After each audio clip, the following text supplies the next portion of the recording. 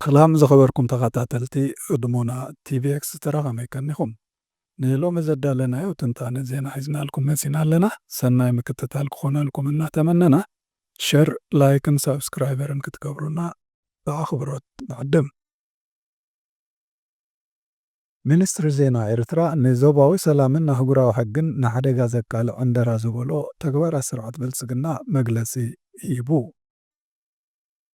እገዳ ኣሜሪካ ኣብ ልዕሊ ኢትዮጵያ መርኣያ ዲፕሎማስያዊ ውድቀት ብልጽግና እዩ። ሰራዊት ሱዳን ንስትራቴጂካዊት ከተማ በራ ተቖጻጺሩ። ሚኒስትሪ ዜና ኤርትራ ነቲ ዞባዊ ሰላምን ኣህጉራዊ ሕግን ንሓደጋ ዘቃልዕ ዕንደራ ዝበሎ ተግባራት ስርዓት ብልጽግና መግለጺ ሂቡሉ። ወለድና ከምስሉ ጽምብላልዕሴ መቐመጫ ዘይከደነት ምድሪ ኸደነት ይብሉ። እዚ ነቲ ብወገን ስርዓት ብልጽግና ኣብ ዝሓለፈ ዋርሕ ክስማዕ ዝጸንሐ ኣብ ዝቕንያት እዚ ድማ ብጻዕቂ ዝቐጸለ ሕልሚ ምውናን ልዑላዊ መስኮት ባሕሪ ብልክዕ ዝገልጽ እዩ።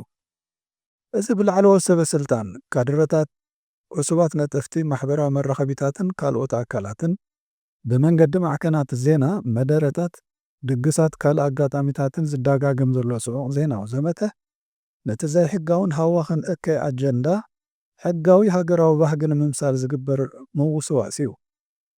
ብመርዚ ሓሶትን ጽውጽዋይን ዝተላዕጠጠ ጽዋ ወይ እተረኻቡ ምዃኑ ድማ ንኢትዮጵያ ጥራይ ዘይኮነ ንሰፍሐ ዞባና ጠንቂ ዘይምርግጋእ ኸውን ዝኽእል ዕንደራ እዩ።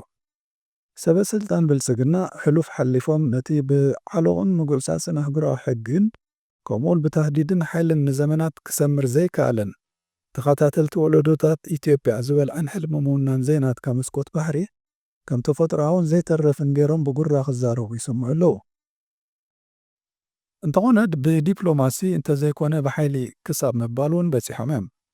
ኣብ ዘቕረባ መዓልትታት ምስ ምምራቕ ሓፅቢ ሕዳሴ ተተሓሒዙ ሕልሚ 1000 ዓመት ፈለግኒል መዕለቢ ረኺቡሎ። ጉዳይ ቀይሕ ባሕሪ ድማ ናይ ግዜ ሕቶ ጥራይ እዩ። ቀይሕ ባሕሪ ቅድሚ 30 ዓመታት ኣካል ኢትዮጵያ እዩ ነይሩ። ናይ ትማሊ ጌጋ ኸኣ ጽባሕ ክእረም እዩ። ከምኡውን ኢትዮጵያ ኣብ ቀይሕ ባሕሪ ዋንነት ወደብ ዓሰብን ታሪኻዊ መሰል ኣለዋ ክብሉ ተሰሚዖም።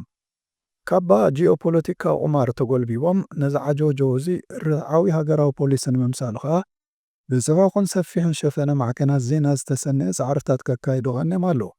እቲ ዕላማ ንጹር እዩ።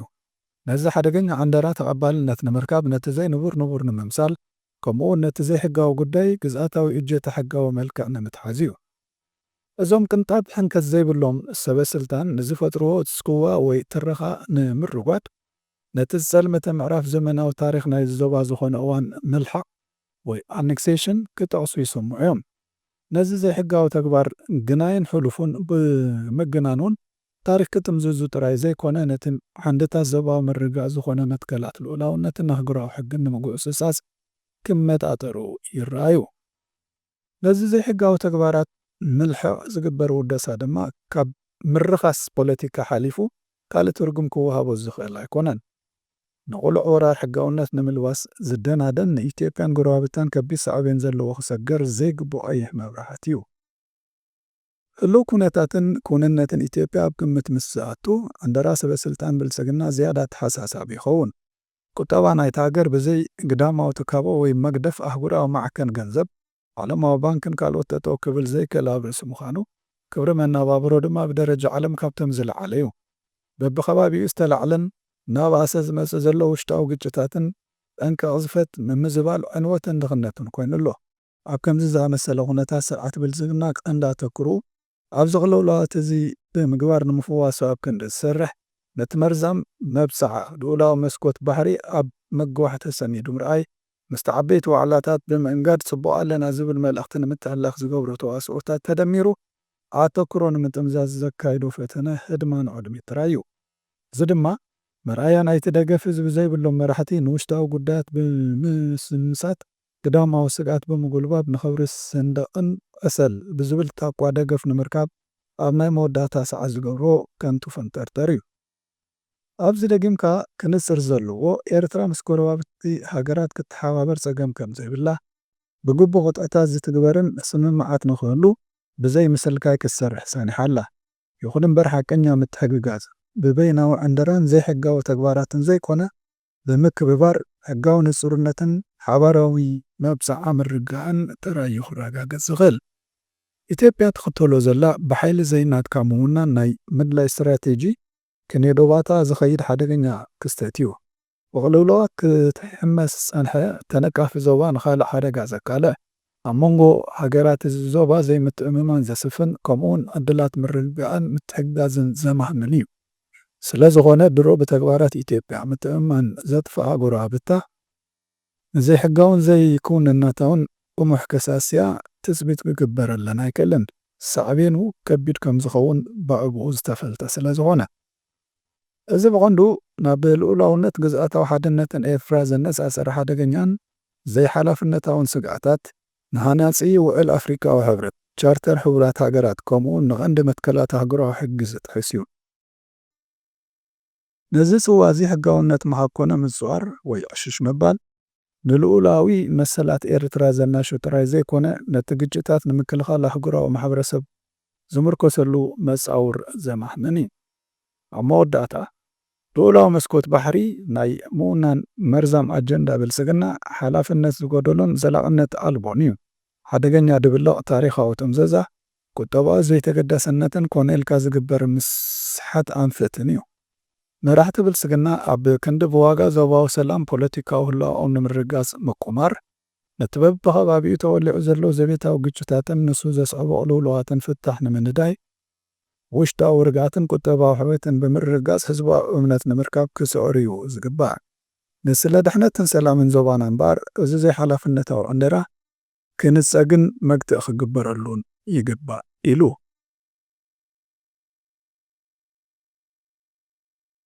እገዳ ኣሜሪካ ኣብ ልዕሊ ኢትዮጵያ መርኣያ ዲፕሎማስያዊ ውድቀት ብልጽግና እዩ። ፕሬዚደንት ትራምፕ እቲ ቅድሚ ሕጂ ምምሕዳር ፕሬዚደንት ባይደን ኣንጻር መንግስቲ ኢትዮጵያ ዘውፅኦ ፈጻሚ ትእዛዝ ንሓደ ዓመት ክናዋሕ ብ10 መስከረም ኣዚዙ። ነቲ ቅድሚ ሕጂ ፕሬዚደንት ባይደን ኣንጻር መንግስቲ ኢትዮጵያ ዘውፅኦ ብምኽንያት ኩናት ትግራይን ምዝራግ ሰላም ቀርኒ ኣፍሪካን ኣብ ልዕሊ ኢትዮጵያ ተወሲኑ ዝነበረ ፈጻሚ ትእዛዝ ክቕጽል ፕሬዚደንት ትራምፕ ትእዛዝ ኣመሓላሊፉ። ፕሬዚደንት ኣሜሪካ ነበር ጆ ባይደን ኩናት ትግራይን ፖለቲካዊ ኩነታት ኢትዮጵያን ንሃገራዊ ድሕነትናን ፖሊሲ ወጻኢናን ዘይንብሩን ሕሉፉን ሓደጋ ኮይኑ ቀስኪሉ ኣሎ ብምባል ኣብ ልዕሊ ኢትዮጵያ ቁጠባዊ ጸቕጢ ንምፍጣር ብ17 መስከረም 2021 ድፍጹስ ሃገራዊ ኣዋጅ ቁጽሪ 1446 ክትግበር ከም ዝኣዘዘ ይዝከር።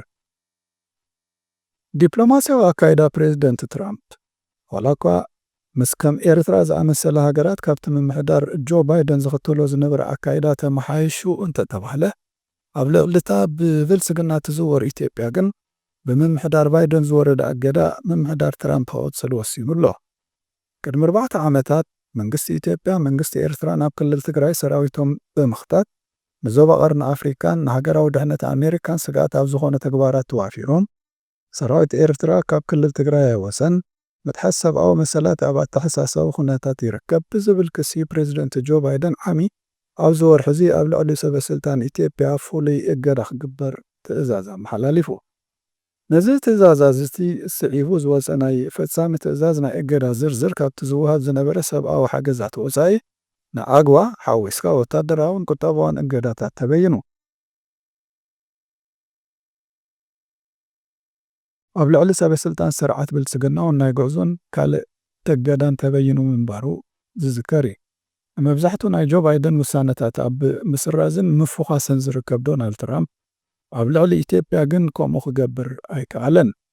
ኣብ መስከረም 2021 ምፍጻም ኣካል ዝተኣዋጀ ዓመታዊ ገምጋም ዝግበረሉ ንኢትዮጵያ ዝምልከት አንደበታዊ ሃገራዊ ናይ ሓደጋ እዋን ትካገ ካብዚ ወርሒ ዝጀሚሩ ክቕጽል ተወሲኑ ኣሎ ይብል እቲ ብፌርማ ፕሬዚደንት ትራምፕ ዝተሰነየ ትእዛዝ ኣሜሪካ።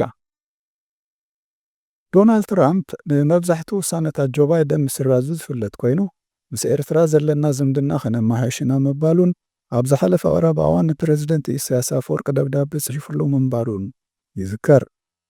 መራሕቲ ብልጽግና ድማ ነቲ ሃገር መወዳእታ ዘይብሉ ኩናት ሸሚሞም ኢትዮጵያ ጥራይ ዘይኮነስ ንሃገራዊ ድሕነት ኣሜሪካውን ስጋኣት ተባሂሎም ተረዊሖም።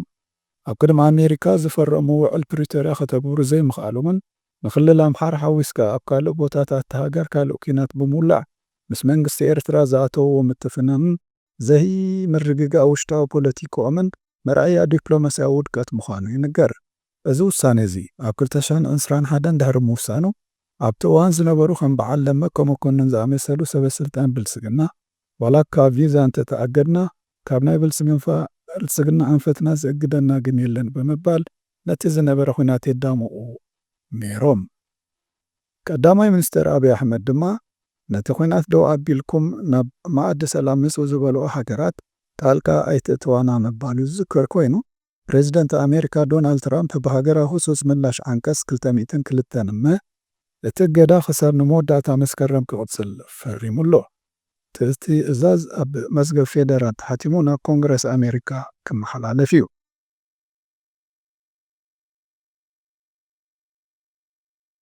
ሰራዊት ሱዳን ንስትራቴጂካዊት ከተማ ኣባራ ተቆጻጺሩ። ሰራዊት ሱዳንን መሻርክቱን ምስ ሓይልታት ቅልጡፍ ደገፍ ድሕሪ ዘካየድዎ ከቢድ ውግእ ኣብ ክፍለ ሃገር ሰሜን ኮርዶፋን እትርከብ ስትራቴጂካዊት ከተማ ኣባራ ከም ዝተቆጻጸርዋ ሱዳን ትሪቡን ሓቢሩ። ሰራዊት ሱዳን ነታ ከተማ ድሕሪ ምቁጽጻሩ ነበርቲ ከተማ ኣባራ ኣብ ጎደናታት ብምውጻእ ሓጎሶም ክገልጹ ከም ተረኣዩ እቲ ሓበሬታ ብተወሳኺ ኣረዲኡ።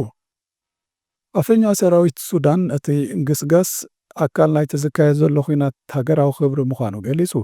ኣብ መንጎ ካርቱምን ኣልዑቤይዳን ኣብ ዝርከብ ኣገዳሲ መስመር እትርከብ ከተማ ኣባራ ንሰራዊት ሱዳን ናብቲ ዞባ ንዝርከቡ መስመራት ቀረብ ንምቁጽጻር ስትራቴጂካዊት ትርጉም ኣለዋ። ሓያሎ ዝዓነዋ መካይን ዝረኣየ ሰራዊት ሱዳን ብዓሰርተታት ዝቑጸሩ ተዋጋእቲ ሓይልታት ቅልጡፍ ደገፍ ከም ዝቐተለን ዝማረኸን ገሊጹ። ኣብ ከተማ ኣባራ ኣብ ዝተኻየደ ምልውዋጥ ተኹሲ 3 ሰላማውያን ሰባት ከም ዝሞቱን 14 ካልኦት ከም ዝቆሰሉን መርበብ ሓካይም ሱዳን ሓቢሩ።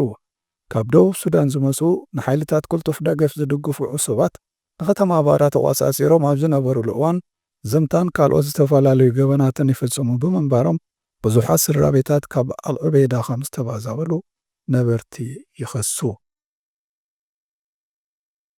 ዝኸበርኩም ተኸታተልቲ መደባትና ንሎም ኣዳሊናዮ ዝነበርና መደብ ኣብዚ ተዛዚሙሎ። ምስ ዝተረፉ መደባትና ንሓድጋኩም ሰላም።